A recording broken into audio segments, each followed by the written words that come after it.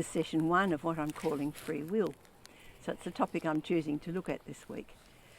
The notion that God has given us the right to, and the power, to choose what we will.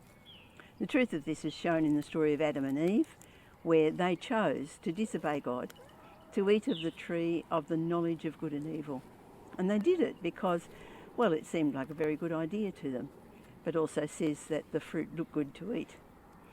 They chose to disobey because they believed that they would benefit from it. And that's the root of our disobedience. As human beings, we make our choices on what we think will benefit us. Today there's a great emphasis on having the right to choose. I mean, you can even choose now what gender you want to be. You can choose a lifestyle that just doesn't fit with others, and society strongly defends everyone's right to make that choice. Free will is a fundamental gift or right given by God. We make choices every day. Some of them are big, some of them are small, but they're still choices. Why do we make the choice that we make? There's always a reason. In the book Alice in Wonderland, Alice comes to a fork in the road. She doesn't know which way to go, left or right. And she sees the Cheshire Cat up the tree. And she says to him, which one should I take? And the Cheshire Cat said, well, depends on where you're going. Alice says, I don't know. And so the cat replied, well, it doesn't really matter then which one you take. At that point, Alice would actually have 4 choices: go left, go right, turn around, go back, or simply stand still and do nothing. If there were no reason for her to take any of those choices, then she probably would just stand still and do nothing, because there always has to be a reason for the choices that we make. The Bible's concerned about our intentions. Why do we choose to do what we do? What are our motives?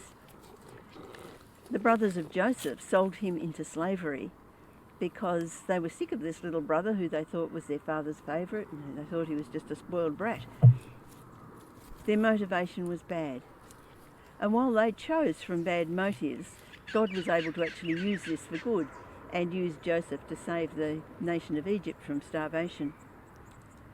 But although the outcome was good, the brothers still had to confess their wrong motives. They had made a wrong choice. The fact is that every choice we make it according to the strongest inclination that's in our mind at the time we make the choice. Even if the choice is being forced on us by coercion, we still have a choice. We choose to do whatever we're being coerced to do, or we choose to say, no, we won't do that, and take the consequences. In other words, do I hand my car keys to the carjacker who's threatening me with a gun because my greatest desire is I want to live? Or do I stand up for the protection of my car? No, I won't let him get away with that, and possibly take the consequences of dying. Not a pleasant choice, but it's still a choice. And it's a choice on what do I desire most at the time. We're always making choices, and there are always reasons why we make the choice that we do.